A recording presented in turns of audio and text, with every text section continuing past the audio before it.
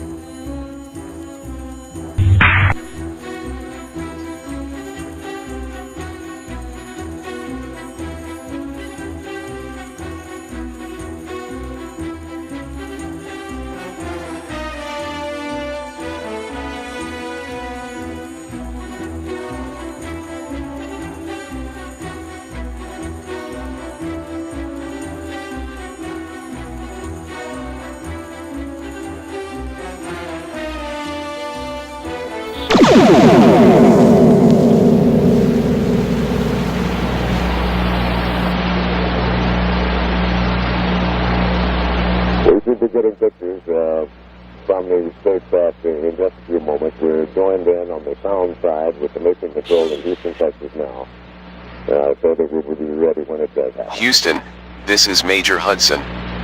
A small boy just appeared in the capsule. We have no explanation for how he got there. Over. Still no calls. Wait. We're a minute and a half. We're a minute and a half into the acquisition. The capsule communicator has been advised to pass to the crew when we acquire that all of its systems look good. Ground control, this is Apollo 6. We have a small boy on board and we don't know how he got here. Yeah, David, would you Please advise. Over. This is Major Tom Hudson. Telescope. Repeating, we have a small boy in the capsule. He just appeared without any explanation. Spacecraft from the Earth.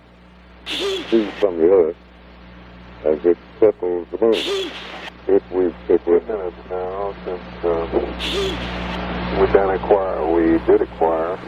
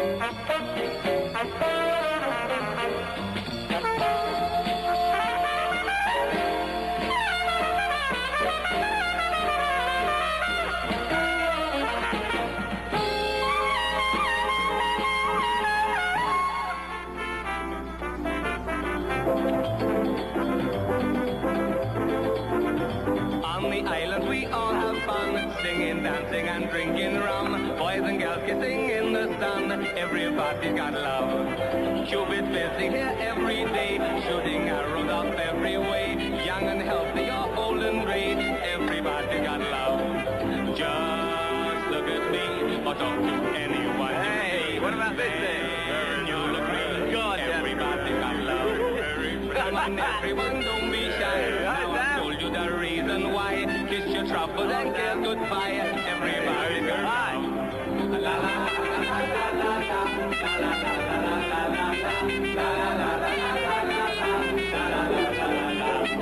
I'm sorry, Major Tom. I can't figure out how to calm him down other than spanking him. Apollo 5, this is Houston. How do you read? We have confirmed the boy's identity. He is indeed the son of Ambassador McRitch. His office has advised us that Secret Service has been experimenting with a kind of displacement field that moves subjects back and forth in time and space. Be sure to take good care of him. Did you get that, Major Tom? Acknowledge, Houston. We'll do our best to keep him quiet. Data is coming through now on Dark Side of the Moon. We'll send to you ASAP, Houston. You're telling us that you work for British Secret Service. How did you get here, Jason? Oh, it's a military secret. Well, let's see what a little paddling will do to refresh your memory.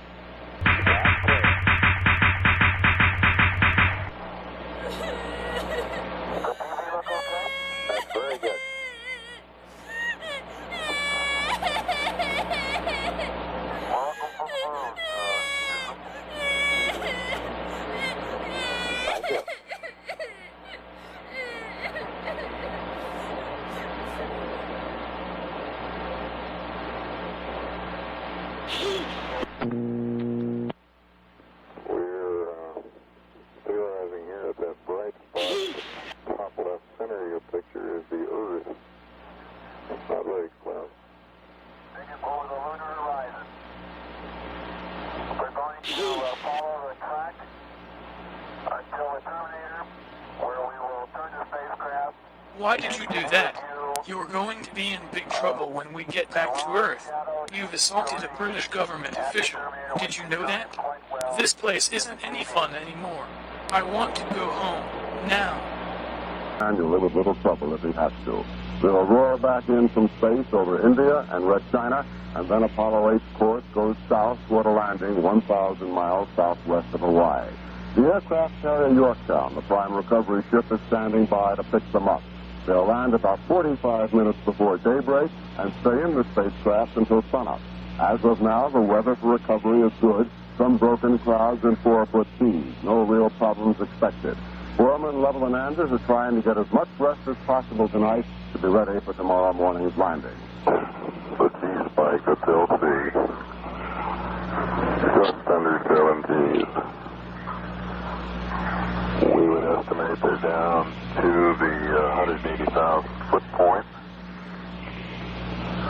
Flattening out and actually beginning to ascend slightly. They should be,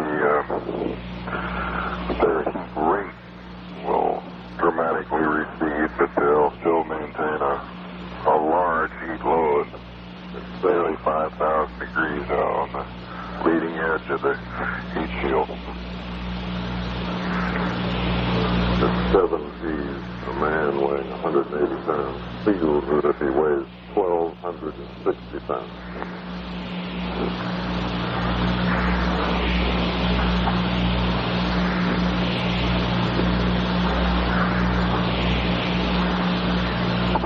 Flight director notes that he hears some keying coming, as in Morse code keying. And he's wondering as to the source of it. 146 hours, 48 minutes. 146 hours, 57 minutes.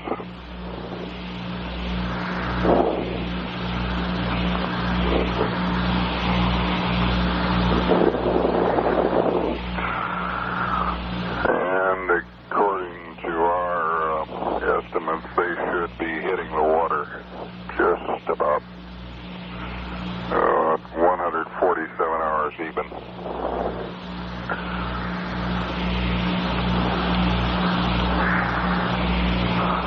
If and when we get some intelligible comm, we'll come back up on the line. This is Apollo Control Houston standing by. You can see the clock counting down to the predicted time of splashdown.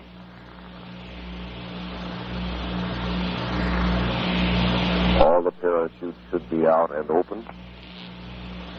And you'll remember the last time we did this that the spacecraft hit the water at such an angle that it turned over and a small portion of the cone went beneath the surface of the water so that the antennas were not exposed and we couldn't hear from them. Here again is Houston. 146 hours, 58 minutes. Recovery 2 within the last minute. As reported, they have a flashing light in sight, and they followed that with, we have voice contact with the crew. I repeat, they said we have voice contact with the crew at 146 hours, 58 minutes.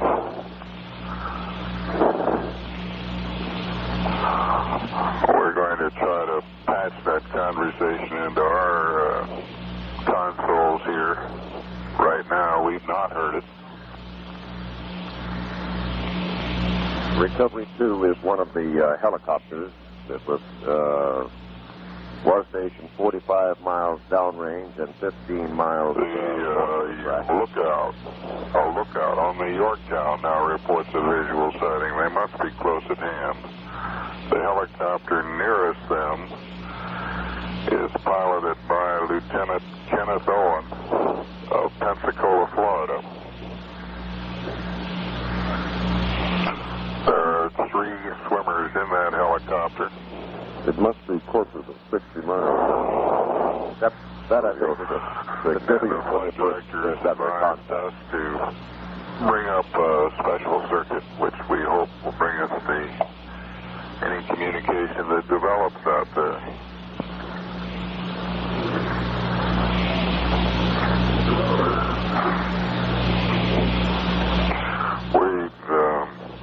We have an estimate here now that the splash point may be as close as 5,000 yards from the Yorktown. I repeat, 5,000 yards from the Yorktown. About 3 miles. That's a very rough one. This is the picture from the Yorktown. Now we've gotten a second estimate of 5,000 yards from the Yorktown.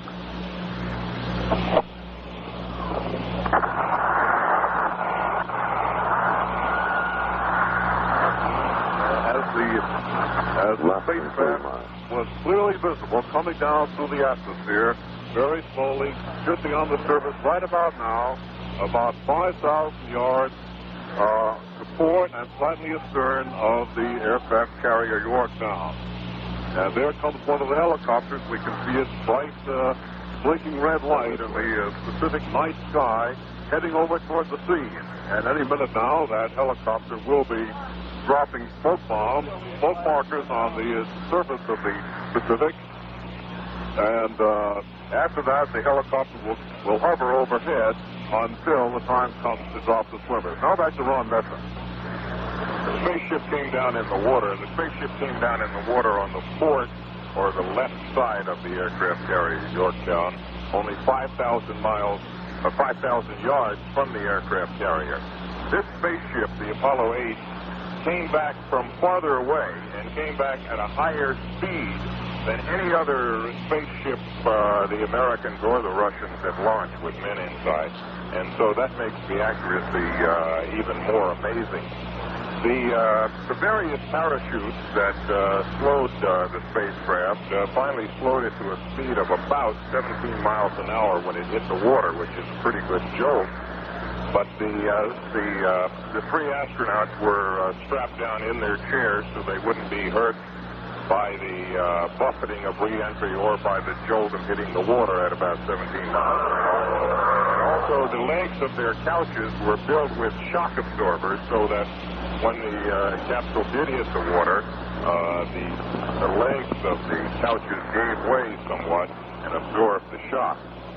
Well, now that they are back and safe and very close to the aircraft carrier Yorktown, the actual recovery of the men, 3 men, and of their capsule is beginning.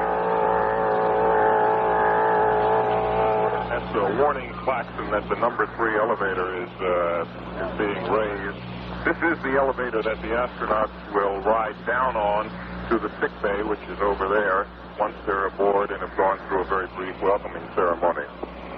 The general idea of the rescue, and it's still dark outside, the sun won't be up here for another 30 or 35 minutes, and the aircraft carrier officers don't like to have the white lights, either their own white lights or the television white lights turned on, because it interferes with the ability of helicopter and airplane pilots to see in the dark. So the lights on the deck have to be kept off during this period. But the general idea of the rescue is that one of the helicopters carrying 3 frogmen will approach the spacecraft, or is approaching the spacecraft right now, and we'll hook up a sea anchor, we'll hook the flotation collar around, and then we'll take the men out. And Dallas Townsend is up on the flight deck where he can see all this taking place better than I. Dallas?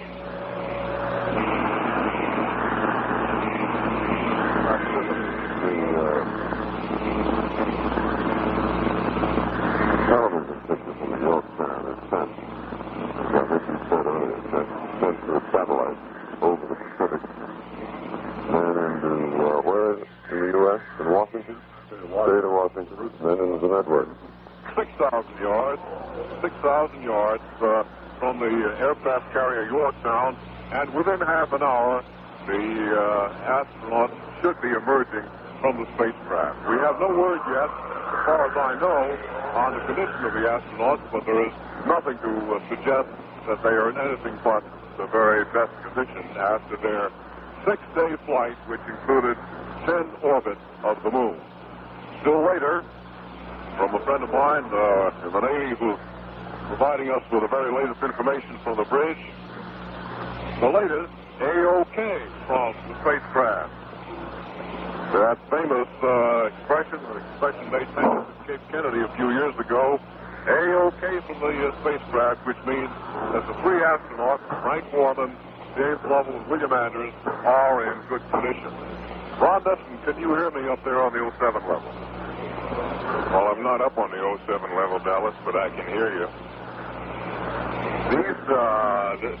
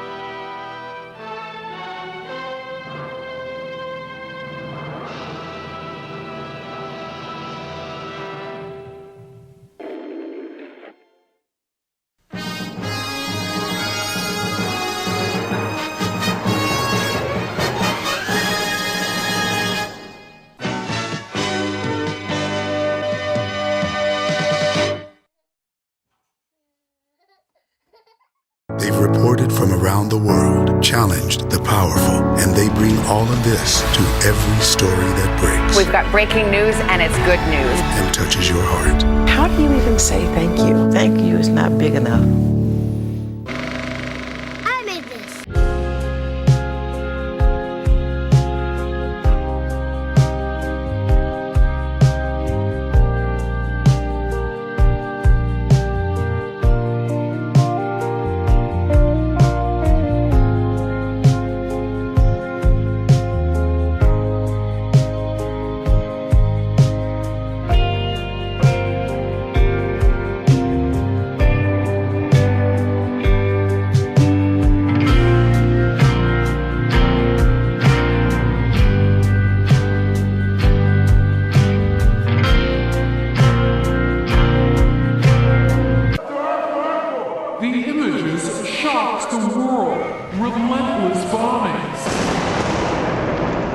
Stunned survivors.